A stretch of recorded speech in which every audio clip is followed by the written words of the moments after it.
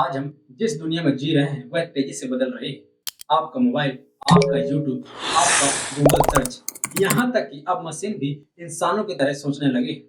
लेकिन क्या आपने कभी सोचा है कि इस पूरी एआई रेवोल्यूशन की शुरुआत आखिर हुई कहाँ से?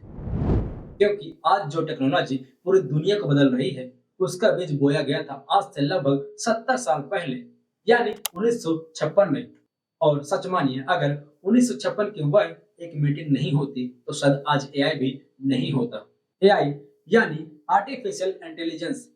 सरल शब्दों में कहें तो ऐसी टेक्नोलॉजी जिसमें मशीन को इस तरह बनाया जाता है कि वह सीखे, समझ सके और खुद डिसीजन ले सके। आज एआई हर जगह है। यूट्यूब आपको वीडियो खुद सजेस्ट करता है, गूगल आपके सवालों के जवाब देता है, मोबाइल कैमरा खुद फोटो इंप्रूव कर देता है। आप जो बात करते हैं उसके हिसाब से आपको हर सोशल मीडिया में एड्स दिखाई जाती है।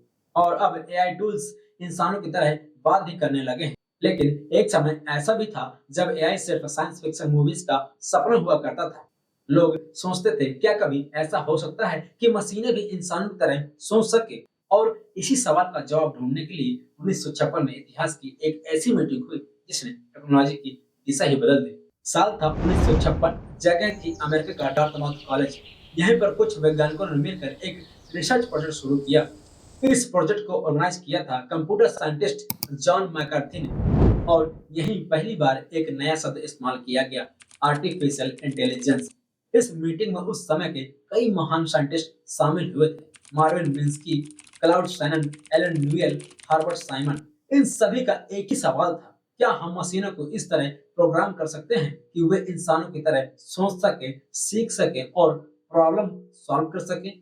उस समय यह आइडिया बहुत पागलपन जैसा लगता था, लेकिन यहीं से शुरू हुआ एआई रेवोल्यूशन का पहला कदम। इस कॉन्फ्रेंस में एक ऐसा एक्सपेरिमेंट दिखाया गया जिसने सभी को हैरान कर दिया।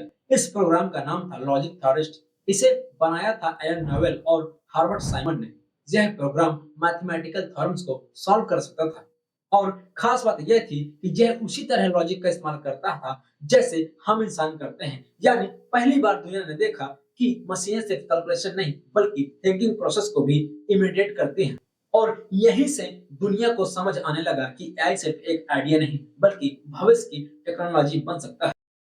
1956 के बाद साइंटिस्ट को लगा कि शायद कुछ ही दशकों में एआई इंसान को जितना इंटेलिजेंट हो जाएगा। 1960 और 70 के दशक में कई एक्सपेरिमेंट शुरू हुए। मशीन्स को लैंग्वेज समझाना, प्रॉब्लम सॉल्विंग सिस्टम्स को डेवलप करना और रोबोट्स को डेवलप करना। लेकिन एक बड़ी समस्या थी, उस समय के कंप्यूटर्स बहुत कमजोर थे और डाटा भी बहुत कम था और टेक्नोलॉजी भी लिमिटेड थी। इसलिए एआई की प्रोग्रेस उतनी तेजी से नहीं हो पाई जितनी साइंटिस्ट ने उम्मीद की थी। धीरे धीरे लोगों का उत्साह कम होने लगा। 1970 और 80 के दौरान एआई रिसर्च को फंडिंग मिलना भी कम हो गया। इस पीरियड को कहा जाता है एआई विंटर, क्योंकि उम्मीदें बहुत बड़ी थी लेकिन रिजल्ट्स उतने ही इंप्रेसिव नहीं थे। कई कंपनीज और गवर्नमेंट्स ने एआई प्रोजेक्ट्स को बंद कर दिया। ऐसा लगने लगा कि शायद एआई सिर्फ एक अधूरा सपना बनकर रह जाएगा। लेकिन कहानी यहीं खत्म नहीं हुई। 2000 के बाद टेक्नोलॉजी तेजी से बदलने लगी। तीन चीजों ने एआई को फिर से जिंदा कर दिया। पहला, पावरफुल कंप्यूटर्स। दूसरा, इंटरनेट से मिलने वाला ह्यूज डेटा। और तीसरा, एडवांस मशीन लर्निंग एल्गोरिदम। इसके बाद एआई ने वो कर दिखाया जो पहले इम्पॉसिबल लगता था।